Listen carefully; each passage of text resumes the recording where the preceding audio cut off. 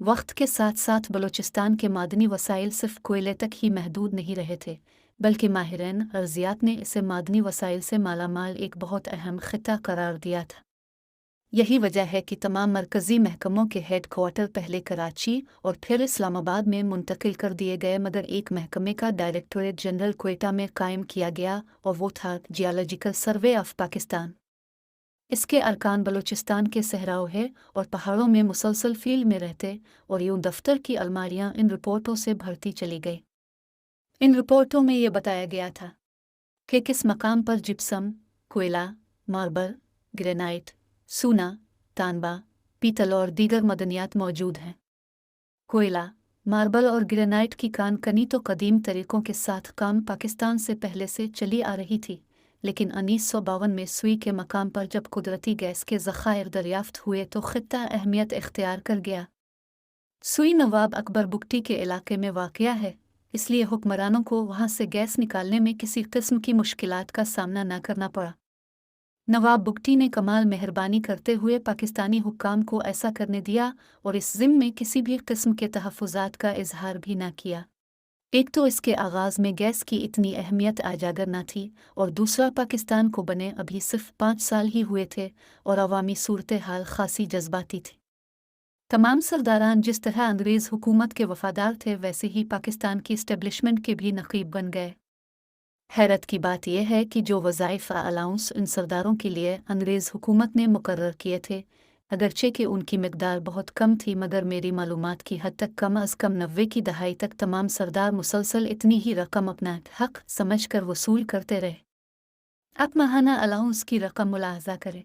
सरदार रईसानी 400 रुपये, सरदार शाहवानी 300 रुपये, वडेरा बंगलज़ई 300 रुपये, सरदार मोहम्मद शही 300 रुपये, सरदार लहर 300 रुपये और सरदार कुर्द 300 रुपये।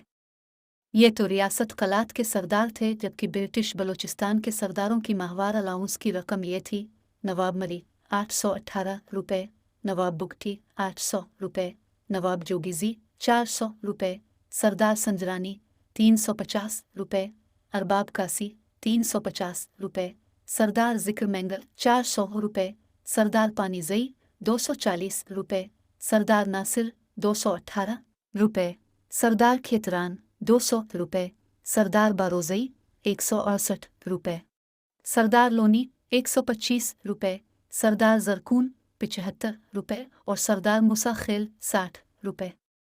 जुल्फ़िकार अली भुट्टो ने यूं तो 1976 में सरदारी निज़ाम ख़त्म कर दिया, लेकिन सरदारी ऑर्डिनेंस के मुताबिक इस अलाउंस को जारी रखा। सरदारी निज़ाम को पहली बार बड़ी हज़ीमत का सामना 1970 के इलेक्शनों में करना पड़ा। इन इलेक्शनों में सरदारों के दो वाज़े गिरोह हो गए, एक वो जो बलूचिस्तान के हुकूक का नारा बुलंद करते थे, और दूसरे वो जो रिवायती इस्टेब्लिशमेंट की सियासत करते थे।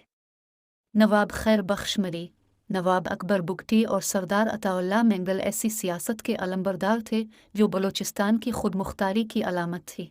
लेकिन 1970 के इलेक्शनों का ये ख्वाब चंद माह बाद ही एक तल्ख़ ताबीर में बदल गया, जब 13 फरवरी 1973 को अताउल्लाह मेंगल की 9 माह की हुकूमत को जुल्फ़िकार अली भुट्टो ने ख़त्म कर दिया और उन 3 मुज़ाहमती सरदारों में से एक सरदार नवाब अकबर बुगटी को गवर्नर लगाकर बलूचिस्तान में मिलिट्री एक्शन का आगाज़ कर दिया गया। इसके बाद के 4 साल मरकज़ सूबा के कशमकश के साल हैं। बलूचिस्तान के हर पहाड़ पर FC के मोर्चे नज़र आते थे। यहाँ तक कि ट्रेनें भी मुसल्लाह पहरेदारों की निगरानी में चलती थीं।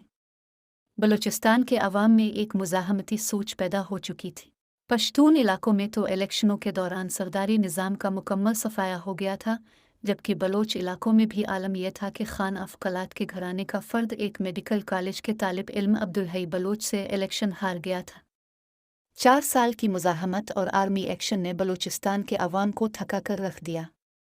बेशुमार मुज़ाहमतकार अफ़गानिस्तान में पनाह हासिल किए हुए थे, और जो बाकी बच गए वो पहाड़ों पर चले गए थे। नवाब मरी, अताउल्लाह मेंगल और गुल खान नसीर, जिसे कायद हैदराबाद जेल में गद्दारी के मुकदमे भगत रहे थे। यही वजह है कि जब 6 जुलाई 1977 को जुल्फ़िकार अली भुट्टो की हुकूमत का खात्मा हुआ तो सब ने काफ़िला मीम शुक्र अदा किया। आम मुआफ़ी के ऐलान और असलहा समेत वापसी ने बलूचिस्तान में एक अमन की फ़िज़ा कायम कर दी। 1970 के इलेक्शनों के बाद इस्टेब्लिशमेंट ने यह फैसला किया था कि इस मुल्क में आज़ादाना और मनसूफाना इंतखाबात को एक ख्वाब बना दिया जाए, क्योंकि उनके नतीजे में शेख मुजीब और भुट्टो जैसी कदावर शख्सियात अलिफा बेर कर सामने आती हैं, जिनका मुकाबला करना इस्टेब्लिशमेंट के बस में नहीं होता। इसी पॉलिसी के तहत बलूचिस्तान में एक बार फिर सरदारों और नवाबों को वैसे ही लाडला बनाया गया जैसे अंग्रेज़ हुक्मरानों के दौर में हुआ करते थे, और उन्हें बलोच और पश्तून अवाम के सरों पर मसलूत कर दिया। 1985 के गैर जमाती इंतखाबात ने सरदारों की बालादस्ती की राह हमवार की, और फिर इसके बाद जितने भी इंतखाबात हुए वो इस्टेब्लिशमेंट की आशीर्वाद और छतरी के ज़ेर साया ही मुनक्किद हुए, जिसके नतीजे में इसके बाद आने वाली हर बलूचिस्तान असेंबली मुनक़सम ही रही।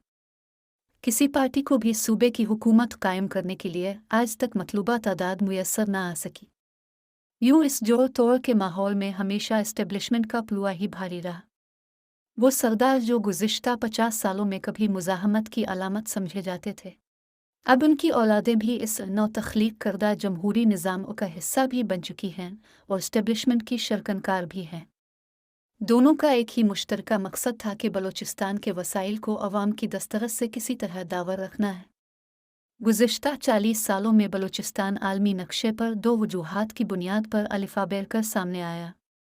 एक इसका साहिल, जिस पर कब्ज़ा दरअसल इस खत्ते में मुस्तहकम पोजीशन की अलामत और तिजारती रास्तों का कंट्रोल है, और दूसरा दुनिया भर के जियालॉजिकल सर्वे और उनकी रिपोर्टें, जो इस खत्ते को मादनी वसाइल से मालामाल करार देती थीं। सिंदुक से शुरू होने वाली ये रिपोर्टें रिकॉर्डिक और उसके साथ साथ साहिली तेल की भी निशानदेही करती हैं। गुज़िश्ता 20 सालों में भी जहां अफ़गानिस्तान में दहशतगर्दी के नाम पर अमरीकी जंग मसलूत थी, मगर बलूचिस्तान के वसाइल पर ललचाई हुई नज़रों की अहमियत में बिल्कुल कमी न हुई। लेकिन अब मादनी वसाइल स्पुष्ट चले गए हैं और बलूचिस्तान के साहिल की इजारादारी ज़्यादा अहमियत हासिल कर गई है। पहले गवादर में मछलियाँ पकड़ने की जदीद जेटी बनी, फिर गवादर की डीप सी पोर्ट बनी, और जैसे ही इसे चीन के हवाले किया गया तो अमरीकी एकदम खूनखार हो गए। बलोच मुज़ाहमत तहरीक जोर पकड़ती गई। भारत के अफ़गानिस्तान में मौजूद कौंसल खाने इसमें भरपूर मुलव्वस हो गए। अमेरिका का अफ़गानिस्तान से बोरिया बिस्तर गोल हुआ तो उसने दिसंबर 2019 में चीन के खिलाफ पेंटागन का अहम मंसूबा इंडो पैसिफिक स्ट्रेटजी वजूद में आया, जिसका मकसद चीन की माशी पेशकदमी को रोकना था। इस माशी पेशकदमी को रोकने का एक ही रास्ता है, और वो है बलूचिस्तान के साहिल। अब ये मामला ख़ास अलिफाल ले चुका है। अवामी मुज़ाहमत के पीछे आलमी ताकतें हैं जो बदअमनी चाहती हैं, और बलूचिस्तान रिवायती सरदारों के पीछे पाकिस्तानी इस्टेब्लिशमेंट घुमसान का रन है। देखिए क्या होता है।